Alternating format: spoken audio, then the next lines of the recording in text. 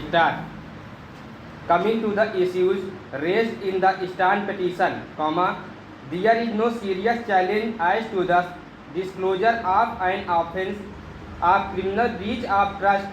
by the impugned FIR. Full stop. The challenge is to the offence being punishable under section 409 IPC, in as much as, according to the petitioner,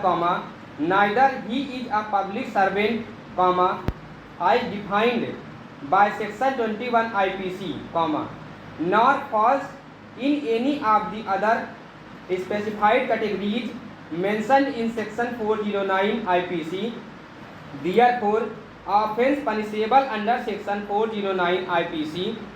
is not made out, and the registration of the FIR for an offence punishable under the penal code, in as much as, according to the petitioner, the FIR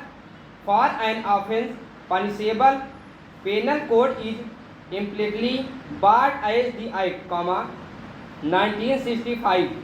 is a self-contained code which not only provides for recovery but also for punishment of offence specified in the Act 1965, if committed by an employee, member, etc. of a cooperative society and for prosecution of which a specific procedure is provided therein. Stop. The first limb of the challenge, that an offence under section 409 IPC is not made out because the petitioner is neither a public servant nor falls in any of the other categories specified therein, should not hold us for long in as much as, even assuming that the petitioner is not a public servant within the meaning of section 21 of the penal code, he can still be investigated and held liable for an offence of criminal breach of trust punishable under section 406 IPC, which is the cognizable offence. Full stop. Further, if there is a master and servant relationship between the petitioner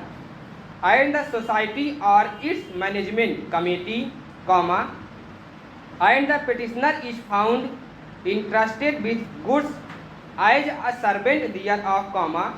defalcation of goods may amount to an offence punishable under section 408 IPC. Stop. Likewise, if the petitioner is in his activity as the secretary of the society, acts as an agent of the society, and is entrusted with goods in as capacity and commits criminal breach of trust, he may be held liable for an offence punishable under section 409 IPC. Stop. In that context, regard be had to be the provisions of section 31 2 of the Acts, 1965, as per which the secretary of a cooperative society is the chief executive officer of the society and subject to control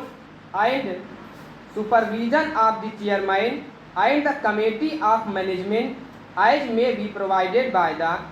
rules or the bylaws of the society, and shall be responsible for the sound management of the business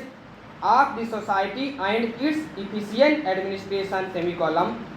carry on the authorized and normal business of the society, subject to the provisions of the bylaws of the society, operate its accounts and, except where the society has a cashier or treasurer, handle the keep in his custody its cash balance, since and authenticate all documents for and on behalf of society, be responsible for the proper maintenance of various books and records of the society, and for the correct preparation and timely subject of procedural statements and written in accordance with the Acts, 1965, the rules, the bylaws and the instructions of registrar or the state government,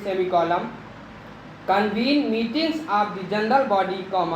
the committee of management and any sub-committee constituted by the committee of management, and maintain proper records of such meetings.